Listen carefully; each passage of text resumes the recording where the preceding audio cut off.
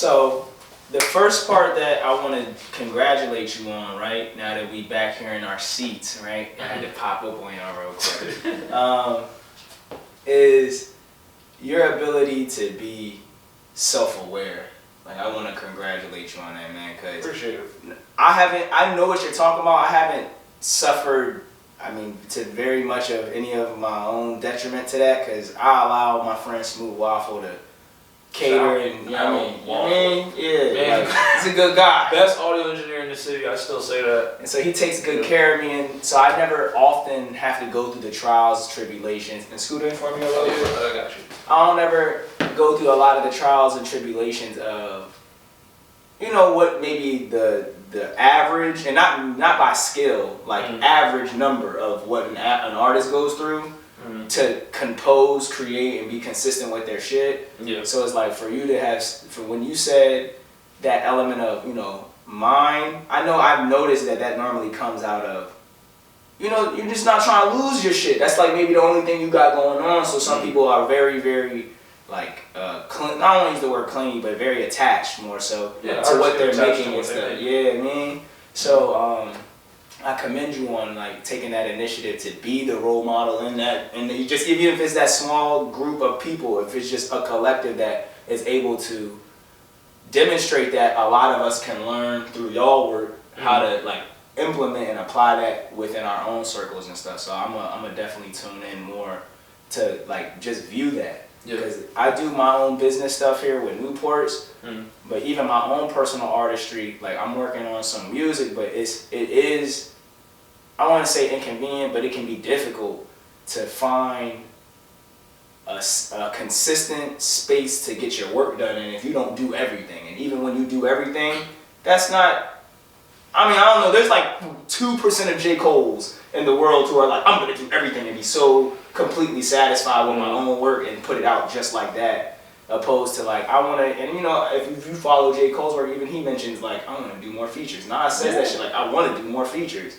Everybody who does music wants to get some features in there, but it's so hard to share that creative space, man. So I wanted to really just like lean in on pushing for that shit. And honestly, like that's kind of, I think in like macro sense, that's kind of the hope that if Branch Station is to be as successful as I think we can be, to set kind of a trend of understanding that even your favorite artist is a collaborator, but they don't put that out there. Right. Like, like you just said, Cole, like the big names, Cole, Drake, Beyonce, Kendrick, these names, they're super collaborative artists. Yeah, like we know it more now since like time has passed. Like even Kanye. Yeah. Like a lot of people like just kind of fixate on the marquee name, but it's like Kanye is a collection of incredible artists, all filtered through his imagery and his person. Yeah. And so to kind of, I guess, like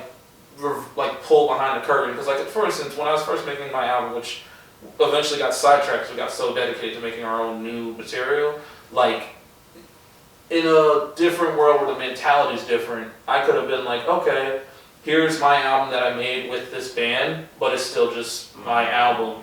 And then what I get from that is, you get a one-off thing where it's like, oh, I did a one-off live album, oh, that was cool, that was great. I know exactly what you mean. And then like I'm still kind of just moving in a more isolated, like Jay-Z and Linkin Park, bro. Like that one thing. I get what you're saying. But here's I'm glad you brought it. I was just drumming to that today, actually.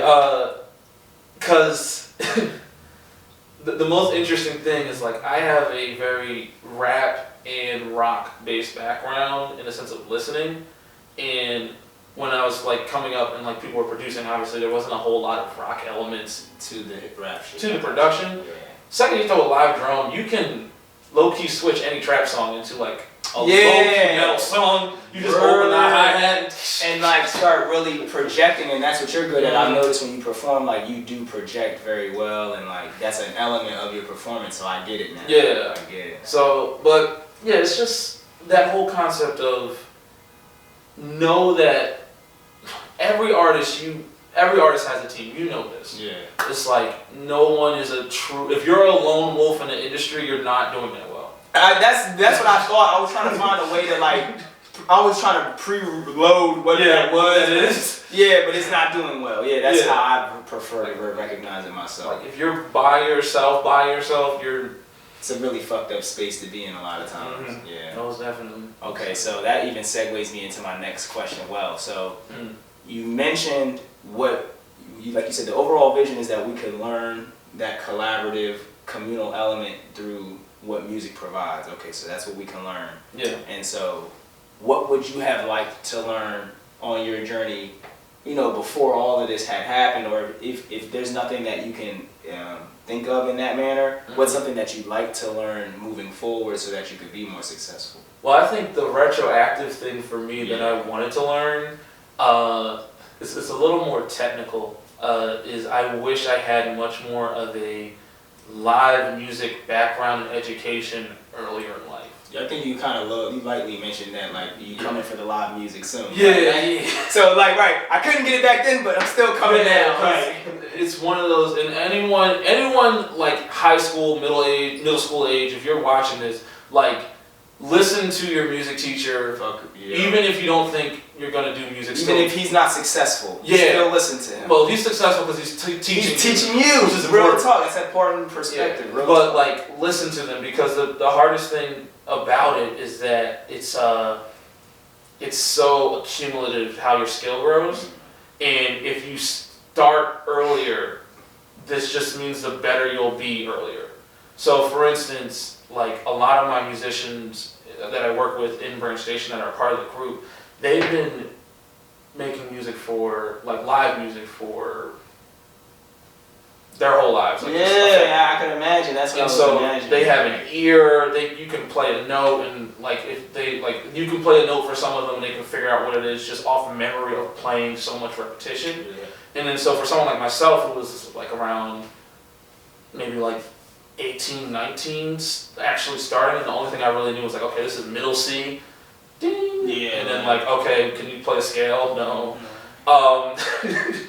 Like, that's the one thing I wish I had, because not only does it help with your understanding of what your musicians have to go through, because it's a very different thing between being a rapper, where it's like your creative process is kind of done so much prior to getting on stage, like writing the song, practicing the song, getting used to that song, and then you kind of go out and do it. Yeah. But like, as a musician, you can play the same song 1,000 different ways based on who you interchange. So like, you could switch the drummer might change the tempo. Shit. Yeah, and you have to be able to adapt. Now, like, the closest thing for like rappers like ourselves is freestyling. Right. Like, the ability to freestyle is similar to how musicians have to be able to be like, oh snap, he's hitting the hi-hat here, so let me switch to where I'm hitting my keys there. Yeah, and like, just those real intuitive things really help. And then from a empathy standpoint, like, because when I first was introducing my band to other artists, they're like, yo, can we throw one track to do, and I'm like, yeah, for sure. But one of the things that's like hard for them to realize is like, just because like they have an ear for like the song and they can figure out what the key is, like, they're not necessarily robots the same way that a beat is. Like, because you play a beat, it's going to do what you said to do. It's going to do what it's set to do. But when you're doing live instrumentation, it's not. I would say you can do it if you have a bunch of money. But like, if you're just playing with someone, it's way more. There's a certain level of chemistry and human connection that you can develop, where you realize, oh, this drummer plays like kind of like on a swing time that makes it feel a little bit different and gives it a jazzier feel, and I have to be able to adapt to that. And then the biggest thing for me was like, once I started learning how to play keys, I immediately got way more respect and understanding of like my keys players, like so like Raekwon Washington and like Keon. They like, prior to me learning to play, like, I was just like, oh yeah, we're just playing this song. But then when I learned how to play it, I was like, we're not just playing this song. Yeah, it's that, but also I was like, oh, these songs are musically boring for your position. And like, I didn't know that at the time, because I'm just like, oh, you're playing keys over it, like, let's go. But it's like, because I remember, shout out to my he's my cameraman, but he can produce. Steph. Fucking right. Good work. You know Still produce. He's like, no, I film. I just film. No, you produce. But so you've heard my song, The None Given Song. Like, I don't give a fuck. That's the one that I'm. Yeah. Stephen produced that originally. It's a very simple 2-chord song. Mm-hmm. And so when you have someone like a Keon or a Raekwon, it's like, I'm just here. Yeah, right. Okay. And you can do your improvisations, like you can, but it's like, that's a very musically boring song for either way. I give you for what you do, and so you're bringing the performance. It's you're. I don't give a. Yeah, that's the point. But what that turns into is like, now that I'm cognizant of that, like when I go talk to my band and I'm like, hey, let's like create some new songs. I'll be like, hey, you come up with something for this one, and make it something that's musically challenging for you or that you'll enjoy playing. You enjoy, right? Because it's like, I have all this skill, but you're asking me to play. Right, 2-3 scale. Yeah, like 2-3 chords and that's it. So, and I think if I had known that earlier, like year 1 of starting radio station, like understanding what musically dense songs are and crafting them to be that way, so that the performance is like, because it's like it's the equivalent if we like went up and you asked us to do like a 1980s style rap verse where the rapper wasn't even the highlight, it was the DJ. It's just like, yo, throw your hands in the air, and that's all you did the whole show. The time, right? That's the musical equivalent of like what some songs are. So like, knowing that now, like we've diversified. Oh yeah. Right. Yeah, and like everybody said, oh yeah, and it's like, okay, that's all you do. Dude. That's it. So that's like some of the musicians like were feeling that way, but I didn't have an understanding of that yet because I didn't have the knowledge of how much you can diversify your soundscape, and you can do key changes, you can modulate, you can do all this stuff to make like. Shout out to Keon. There's this one song we have called "Get Up Again" that he like figured out a way to modulate the whole way through, kind of like how church like you go up, yeah, that stuff, but do it the whole way through, but like a crowd could follow with it, and I was like, it's very intriguing. Like the way you described it makes me interested to hear the song. When we because like the album should be dropping in December. When we do the live version of it, it's like it's time to get up again, and it goes up again, like, and it's just like, and again you're taking Keon, who's a church musician, taking some of that church flavor that he has and applying it to this hip hop song. Damn right. It's beautiful. Oh man, yo! So I know how I'm gonna like frame this interview. It's gonna be a way for like. It's going to be learning about music and how to connect rap, and like I got to work on a really clickbaity title for YouTube now. Like this is amazing. Let's go. So the coolest part about what we're learning, or what I'm learning right now, is just some points of where I could be more of like a dope person to encourage the bands and the live musicians I work with, because we work with a live band, but they always ask me like, what do you want us to play? And I do what you say. I say shit like, just play what you want to play, man, or like, you don't gotta play that much. And it's like I don't really consider, because I'm always so, what's the word? Maybe considerate to the idea that they might not want to be spending all their time here. But it's like, I might appreciate my time here more if I'm doing something that I enjoy. Yeah. So it's like that never crossed my mind, Like you really, but that's what I was saying earlier. Like that level of self-awareness you be having now. Obviously, I can tell you've communicated with people about it. So that goes tremendous. But at the same time, I had to learn to do that. Yeah. You know what I mean? I can tell that shit because it's like I might have considered what you're saying and just kind of sat back and been like. What's on the place? Yeah, like, but I didn't know that was something that I would have communicated, and it might have been mutually appreciated. Like, yeah, this shit is boring. Like, I want to do something else. Like, we could have been brilliant. So that is very, very intuitive. So my next thought of a question is, and only because I like to bring it to something relevant and maybe just like chilling that people can tap into and learn a little bit. So are you currently watching like any shows, reading any books? I know you said you're producing your own project, so I know I'm not usually listening to too much music when I'm making some, but like what are you doing for your own personal relief on a day-to-day basis? Like what do you like to pour into? So the biggest thing that I pour into right now is I run a whole bunch. You're running? Yeah, okay. Like a whole bunch. Even though I need to start lifting more, because like you can only like stay in shape so much just by running.